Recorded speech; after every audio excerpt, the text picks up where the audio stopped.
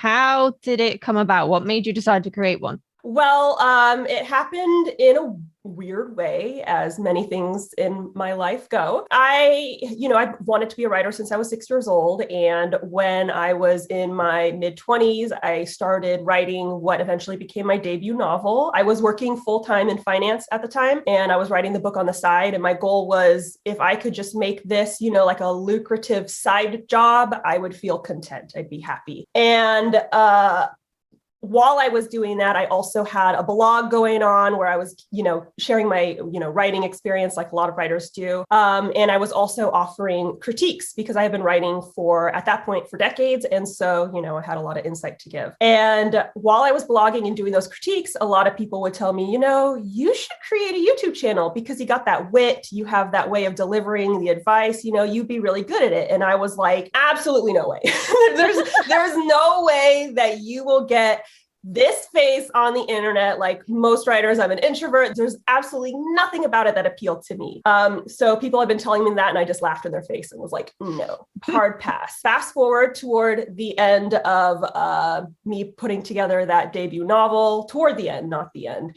But unfortunately, my fiance suffered a major spinal cord injury. I ended up quitting my job in finance to become his caregiver, and had to put the blog on hold, had to put the book on hold for a little bit and focus on his health. And when you go through something like that, it kind of changes your perspective on life. You get an idea of how impermanent your existence is. You don't have a lot of time on this planet, and you never know when you're going to go. So you might as well make the most of it. At that point, my blog had plateaued. It had a very small audience. I wasn't really enjoying working on it. So by the time I was able to get back into writing again, I said, you know what? I'm just going to give it a shot. I'm going to try YouTube, see how it works, whatever, just give it a shot.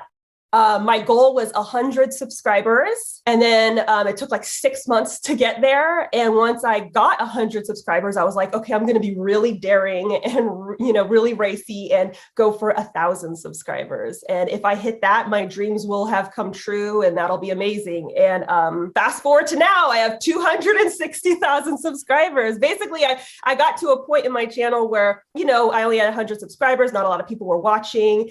And I had been trying to create these very professional videos, very like neat and tidy. And I was like, no one's watching. I'm just going to be myself. I'm just going to be funny and goofy and whatever, because no one's here anyway. And once I released that first video where I was being authentically me, I went from 100 subscribers to like 9,000 within a week. And since then it's skyrocketed. And now what I had hoped would be a lucrative side career is my full-time job.